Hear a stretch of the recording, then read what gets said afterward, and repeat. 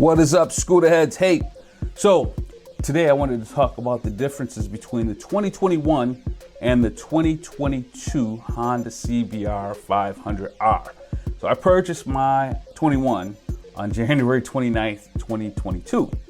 About a week later, they announced the 2022 for the US market. It's supposed to be in dealerships by the end of March of 2022. I knew about this update when they announced it back, I think I'm gonna say October or November of 21. So as soon as I saw that, I knew I was interested in the CBR500R. So I did the research to find out the differences between the 21 and the 2022 model year.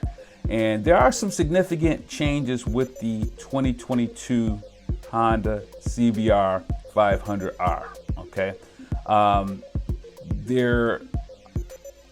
You get different colorware.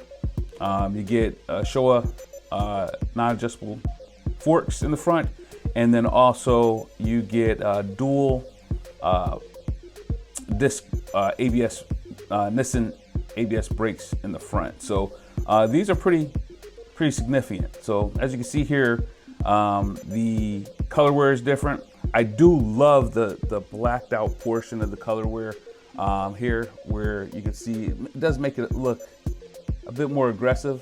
Mine is body color here, so that black sticker, for example, that actually does, in my opinion, make it look a bit more aggressive. So I think that's one of my favorite pieces of the 2022. As I mentioned earlier, you get the new Showa forks. These are non-adjustable, but they are Showa versus whatever Honda was using before.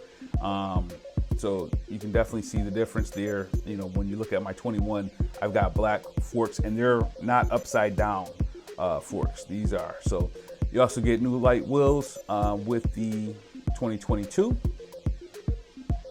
Again, guys, these are pretty significant changes. And then you still get the same twin cylinder engine. So the engine's not changing at all. But there's some significant changes here, and I do like the new colorware options that are available as well. And well, I was mentioning it was the different colorwares. We actually got some pretty good options for 2022. There is like a silver, it's almost like I'll put the name of the color in the pop-up here, but it's a slick color, and then we also have this red as well. So totally nice colors that we're getting here in the United States. So that was a shocker to me. But yeah, so I guess it boils down to, did I make the right decision? Did I jump the gun? I may have, as far as going into the 2021 versus the 2022. I really like mine, so I have no regrets. I did jump the gun. I could have waited for this to be announced for the US and then become available. So if my math serves me right, I'll tell you how things went last year. So let's say this is released at dealerships in the United States in March. If there is a 2 to 3 month lead, or even 6 in certain cases, that's gonna put me to September, July through September of next year. So I didn't want to wait. I figured that because we have the inventory, my 2021, it was there. I was able to grab it. I said, let me pick that thing up and make sure that I get the bike, because overall, the fundamentals of the bike, I like the bike, whether the 21 or the 22 the same. Will I down the line say, hey, I should have bought the 2022? Maybe, I don't know.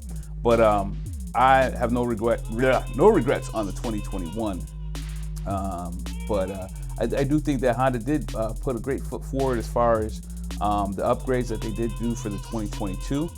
And I just want to see more people with these. So I do think it is a cool bike, and I'm glad that I did choose my 21.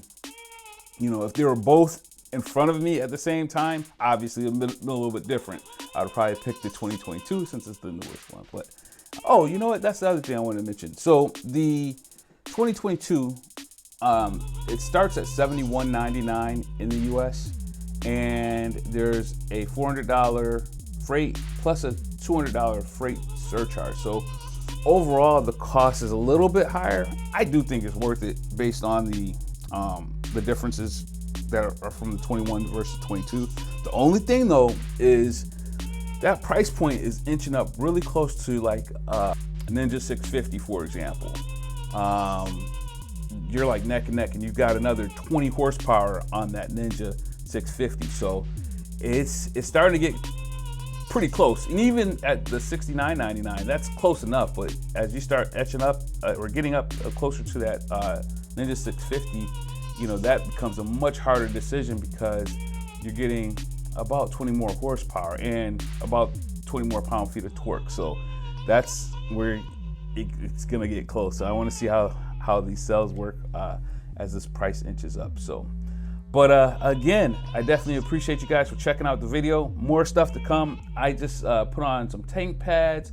I've got a new riding jacket, and I did a new Puge windscreen on the CBR500. So more to come.